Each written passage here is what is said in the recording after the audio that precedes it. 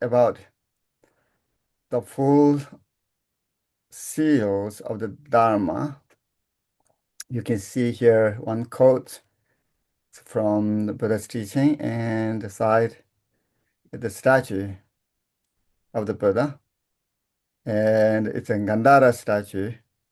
You can see it's a statue. Um, It's got to this, untangle this bit. this is emanated by, you know, made it by AI, and original is just a broken limbus and others' hands.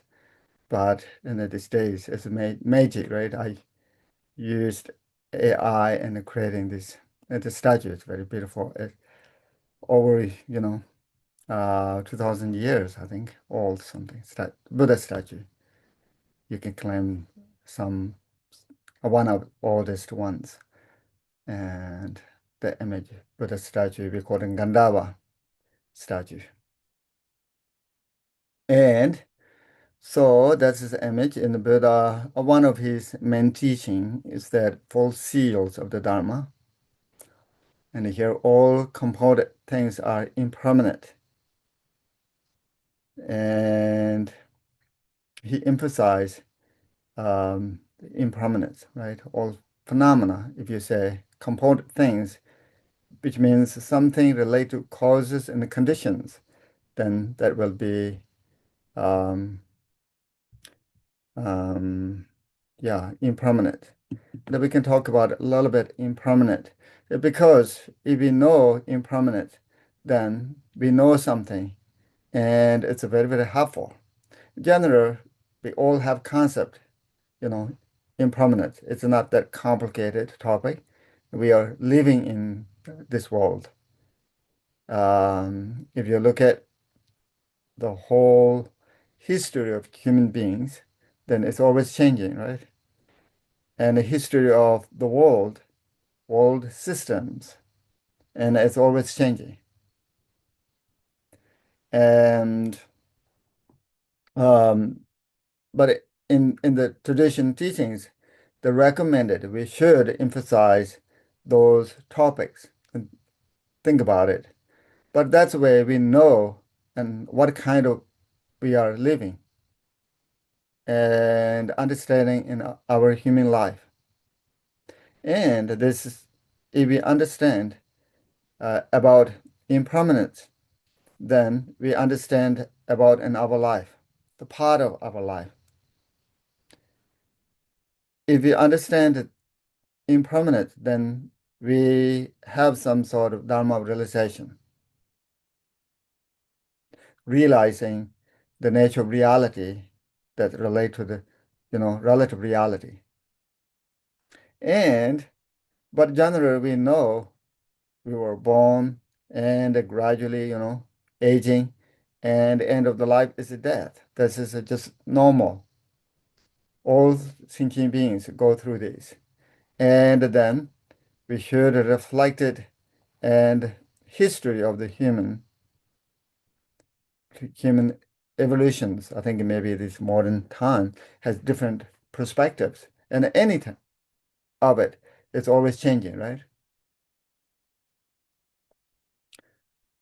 Through the ice age, you know, to now, it's always changing, global warming and so forth. If you look at, and even we think this is the world is very solid and stable, but it isn't. It's always moving and it's always changing. Even 1 minute, it's not stay same places. It's always moving, right? Yeah, think about it like this. Then we will know glimpse of our life. That's called impermanence. And when we have struggle and a lot of troubles, suffering, then we should realize this is impermanence. Something um, happened.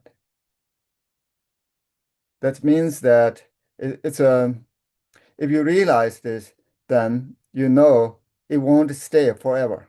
It's going to change, and maybe the the suffering will be is going to be better or something, right? If they change, then it will be happy, maybe a little bit happier, maybe a little bit better something. And it gives some sort of hope, not losing our, hope. And it's a it's Dharma practitioners. There's two obstacles. So one is that not enough courage, losing, our confidence, so forth. And another is arrogant. When we have good fortune, everything's doing well, and that could be caused of become arrogant, right? We should avoid that too, and then use this impermanence. And there's something good things, it won't be forever, living forever. It's going to be change. Yeah. So that also helps yeah, can avoiding the arrogant. And then impermanence, the Buddha, he recommended.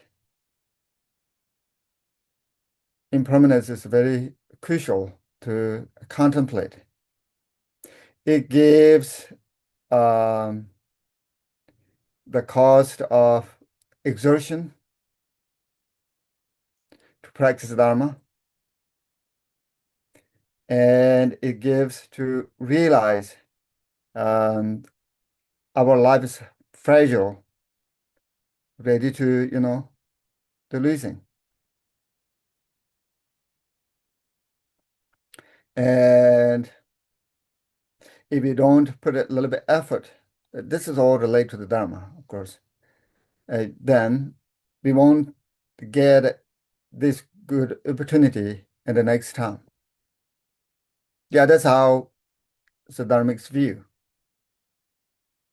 We are not, denying the reality. We have to dealing with natural reality. The one of it is impermanence. As I mentioned, it's not that complicated,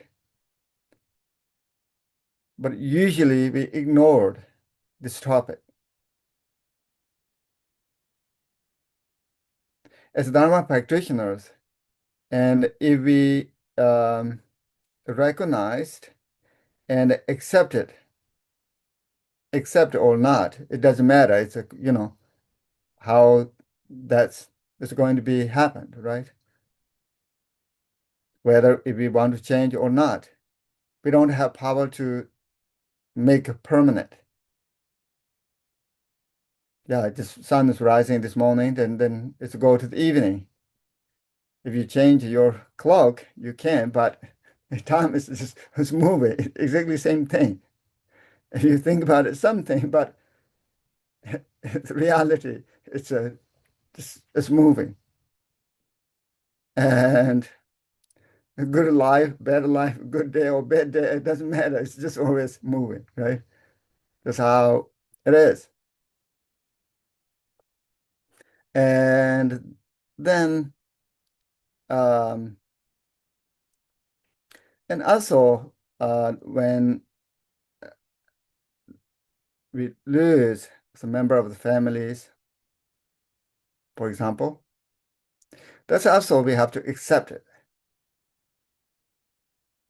Bring that in the mind, make them miserable is not the real remedy, helping them or helping self.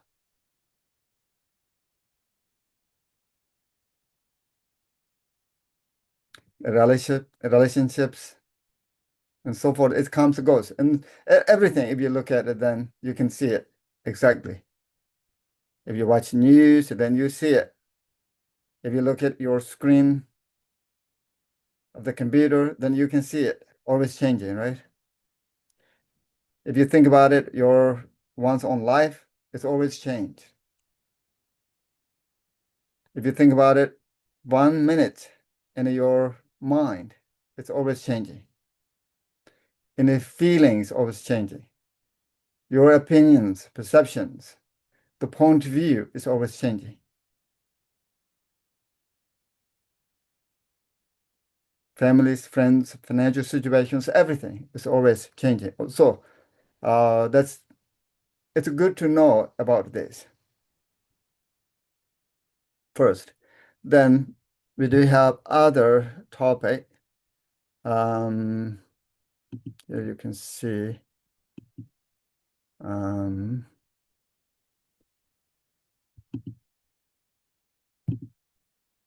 okay.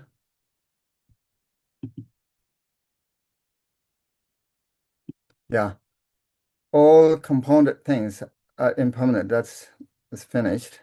All contaminated phenomena are suffering. Sometimes we call it all defilement phenomena are suffering. Then, yeah, it's a something related to cause conditions. It's going to be the problems. And always have to take back on one's own body, right? And in the mind. That's just identity of self in the relative level. And here is the suffering. It's not always pain for something. It's a bothering, it makes troubles, it's a cause of arising attachment, angry, anger, hatred, jealous, ignorance, and the wrong view, something. Something is attached to the kleshas, a cause of the kleshas, or a result of the karma and the kleshas. And then our body is a result of the previous, karma and kleshas, right? That way, it's a kind of defilement, or some way we call it suffering. If you want to look at the nirvana, later it comes to the nirvana, then yeah, um, we should abandon it. But not now. Now it's useful in our body, right? Body and mind. If we properly use it, then it's very, very helpful. So, and then here is the suffering. Um, yeah, it makes sense. If you carefully look at the suffering, it's within in our body. When we were born, it's not pleasant. Aging is not pleasant. Illness is not pleasant. Death is not pleasant. That's just how, some of it. Of course, there's some pleasant situation occur, then that's also not always stable, right? Some good situations turn to the bad something. And yeah, this is Dharma sometimes always just to take it some, unpleasant situation, but it's okay. Some one point of Dharma, to study Dharma, to realize Dharma is that a little bit cutting attachment, the kleshas. That's just the cause of that we are in the hanging in here, troubles. If you want to get rid of the troubles, then we have to think about it, those causes of the troubles, right? Yeah. So, and here, then some situations as it become, um, turn to the trouble and make problems. For example, our body, if you don't feed it, don't drink anything, just leave it, it brings troubles. And if you feed it too much, it brings troubles. If it's not enough, it brings troubles. And and it's a dharma, and I, I think Vinaya is saying that just eat amount of it, It's enough something. Don't eat too much. Yeah, don't eat too much. Uh, don't um, eat too little. Always have to eat pleasant, right? Uh, yeah, kind of, the perfect. And that says that if it brings troubles.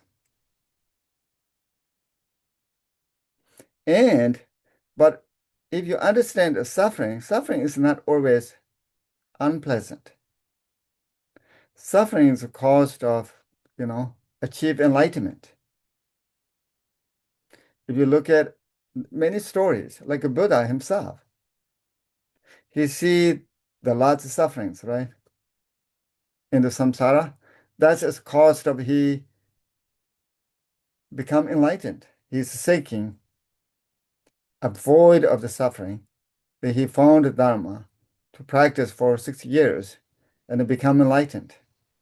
And that's not only himself enlightened, he shared this path and still it's beneficial because kindness of the suffering of the sentient beings. Similar, if you look at that, I think you already know the Malarepa, right?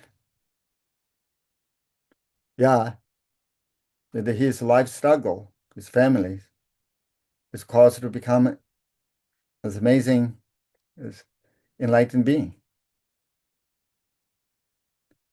Similar, these all situations, if you use some bad things, use kind of dharmic tools, it's very, very useful. As Dharma practitioners, then we are living in the samsara. We have to understand that this reality, right? Our body and our mind, and then that's used good way. It will be very, very helpful. And then we, yeah, sometimes we sick. This is a part of it, our life. At some point, we're going to die, and this is also part of our life. And the important thing here is that or those things occur, then we have to accept it. It's the only way we can avoid unnecessary problems.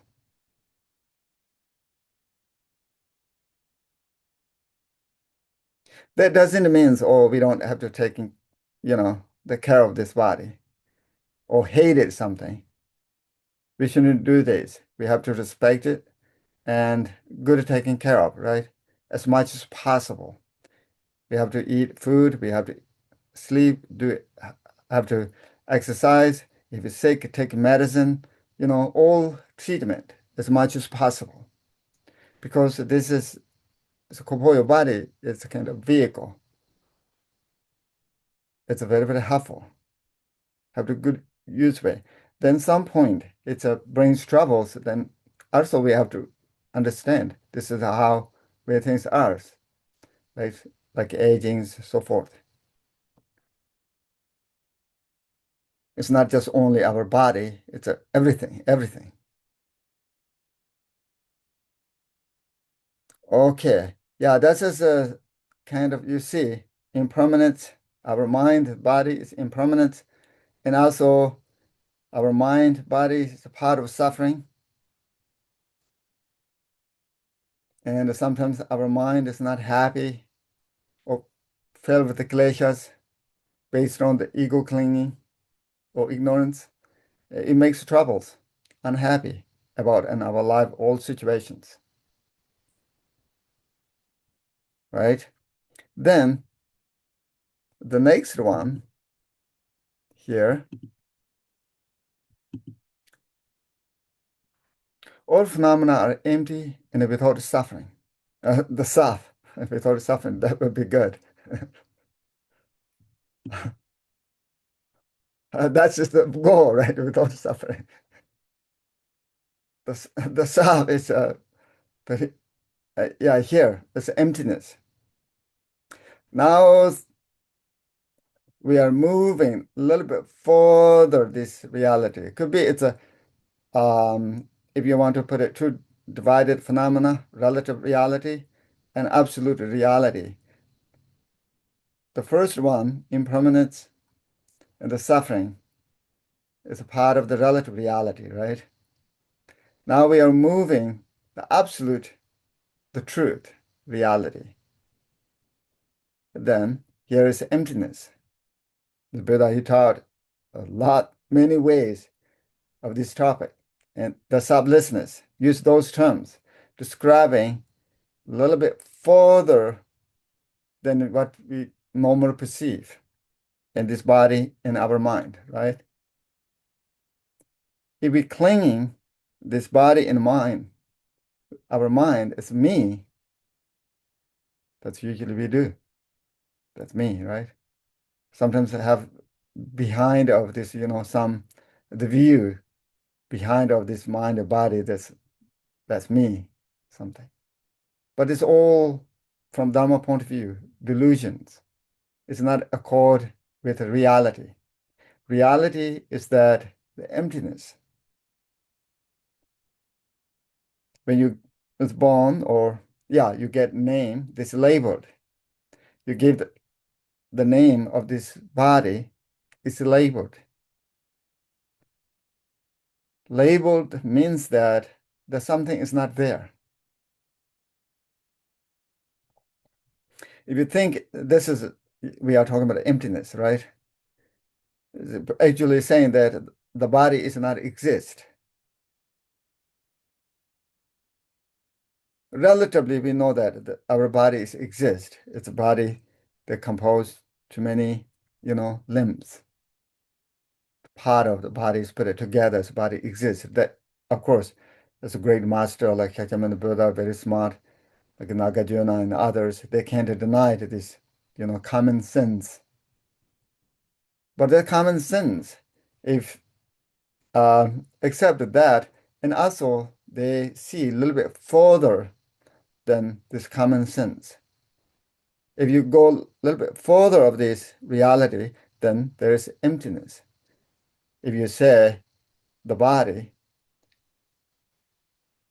we have just only one body, and the legs, two legs, each one is not kind of body. If it is, then we have two bodies. Then two hands, it's become, body. And then we have four bodies, so forth. Each is just not really, it's our body, right? But if someone hit it in the leg, then of course this is a body. And some hit me, right? That's how we hold it on. And so, um, yeah, then each organs and so forth. If you look at carefully, each part of body, you can't find its body. Non-bodies compose a body. It's labeled. When we see these things, then we can think, oh, that's the body. And then further, if we see something here, we have the body. What Madhyamaka saying that, oh, there is no body, then how this appears? There must be something, right? And we do have many philosophies involved here. Maybe we can talk about a little bit further. And some they say, oh, yeah, body is, it makes sense. It's just labeled. All things put it together, that's become a body. We think this is body, right? But The body is things that made by many atoms. We can say flesh, bone, the blood, and so forth. Those made by atoms. Very subtle, partless, they use terms partless particle. You can't further break it down. There's something that build the body. Otherwise, how this appears. The Shavaka particular Buddhists hold that view.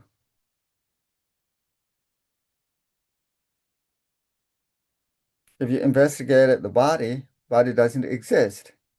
But if you investigated limbs like hand doesn't exist because it's just fingers, right? Fingers doesn't exist because there's joints, blood, cell, and bone, and so forth. And if you go further and further, there's partless particle. You can't break it down further. There's something. That is the cost of the build of the body. They see this. And Madhyamaka, that here, now emptiness is to go further, right? Similar, the partless particle we call the partless. If you break it down this, also it's not partless. I don't know if it makes sense or not. If this is a debate between Madhyamaka and the Shavakas, Patika Buddhas, right? There's debate. They all agree the rough body it doesn't exist. They disagree in the subtle partless particle.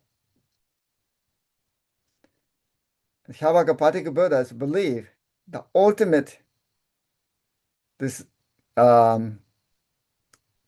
substance things exist. They're called partless particle. They build in this body.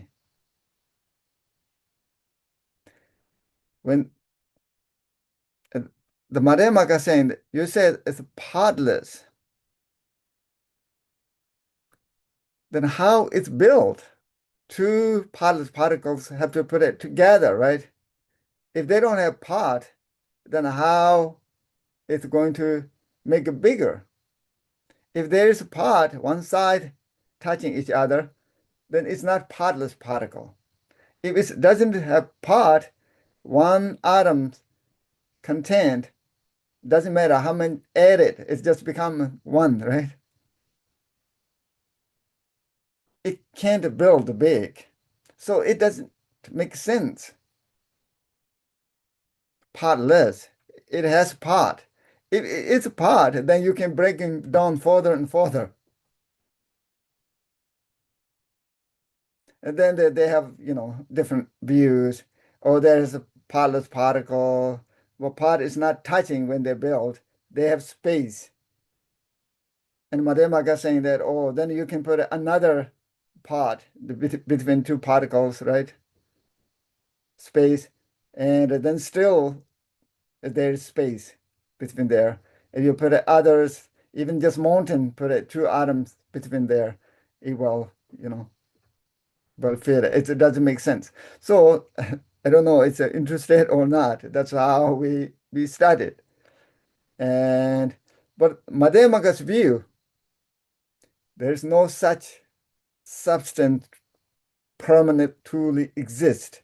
Single permanent truly exist. If you break it down further and further, then it becomes space. This is the foundation of this reality. You can't identify that it's a something, substance. You can't identify the light. You can't identify it as wave or things, particles, anything. It's go back to the space. And this is very important. If you understand this, right, then you are understanding emptiness. But yet it appears it's anything. It's allowing anything. This is interdependence because there's no such truly exist there. Therefore, it allows this phenomena.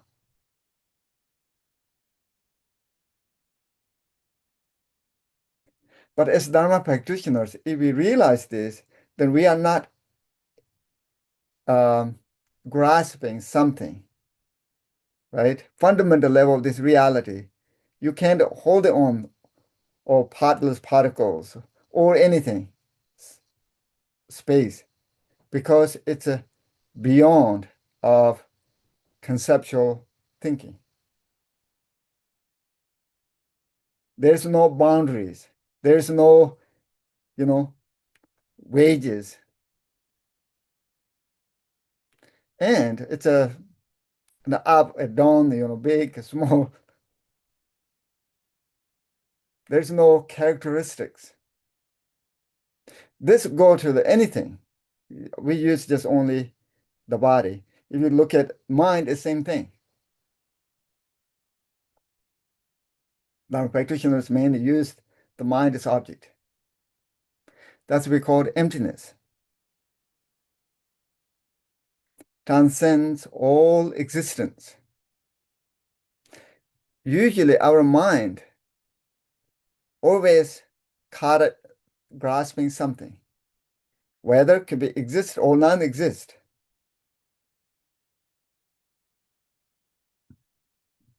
As long as we hold on something, then we are out of this reality, right? Okay, yeah, that's just emptiness. It's very important. We should understand because if we do understand this, and at the same time, our mind is very pleasant, right? One of our disturbing emotions, our mind is unhappy, filled with the kleshas, because we are hope and fear and attachment or anger or wrong view, something holding on something. And that's creating the karma too.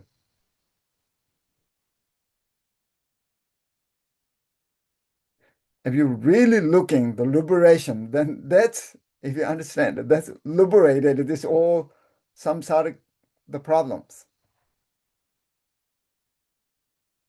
Someone had that experience. That's we call Dharma realization. It's very profound.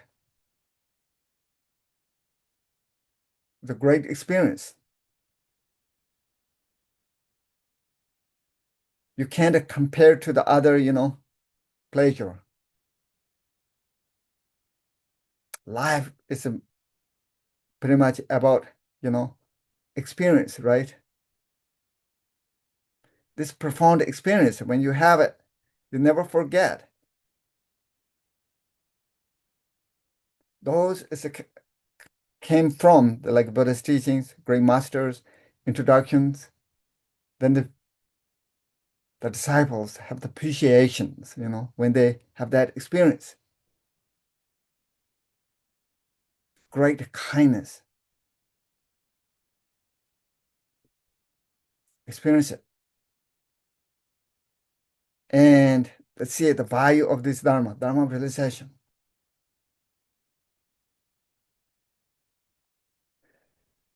So that's emptiness, then the sublessness. It's just same thing. We just use the body. And if you look at mind,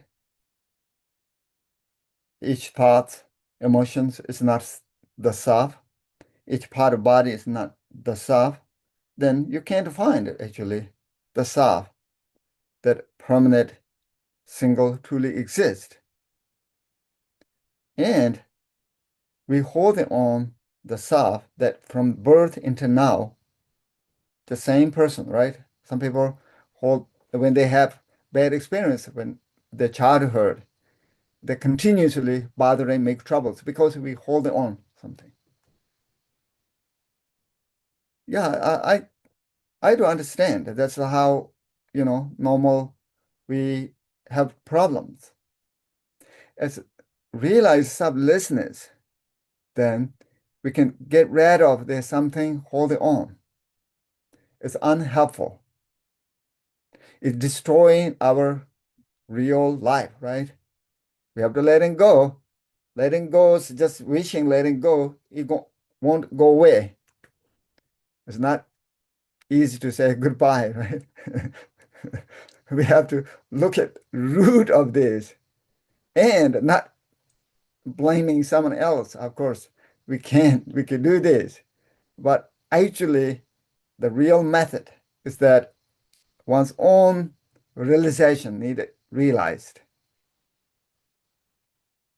The realization that relates to sublessness, not feeding the ego clinging and more stuff something. It makes worse. And then have to try to realize sublessness. This those teachings is not based on belief or the Buddha says and so forth, or someone says so forth. I believe it. It could be I believe it. It's okay according to Dharma teachings because this is based on the reality. But that doesn't mean that we do understand.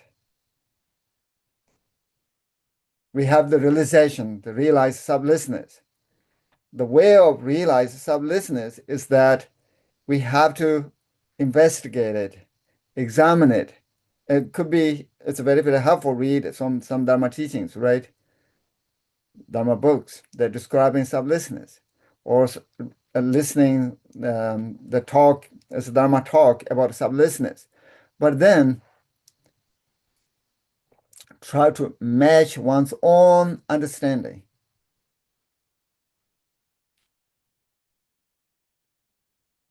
about self, the sublessness. Then it will make sense.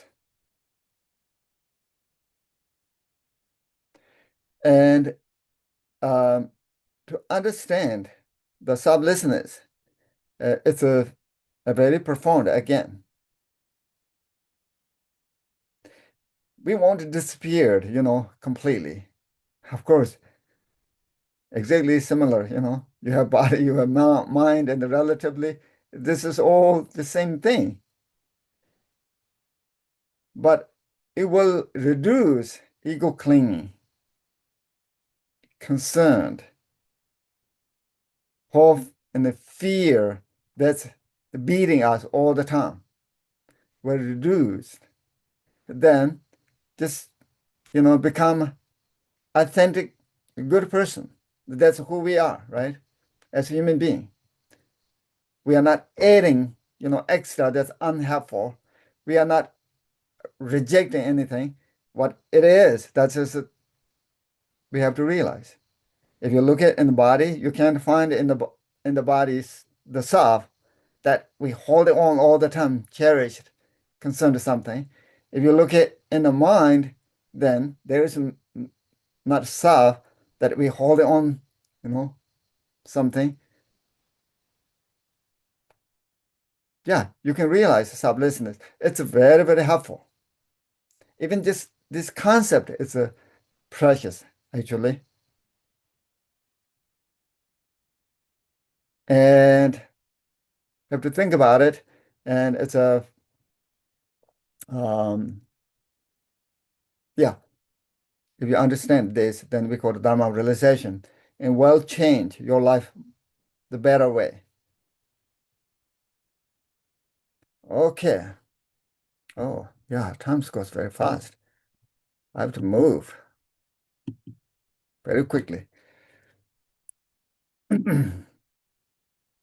All phenomena, all nirvana is peace. Nirvana, if you take it, the Buddhist philosophy, the schools, we do have four schools, right?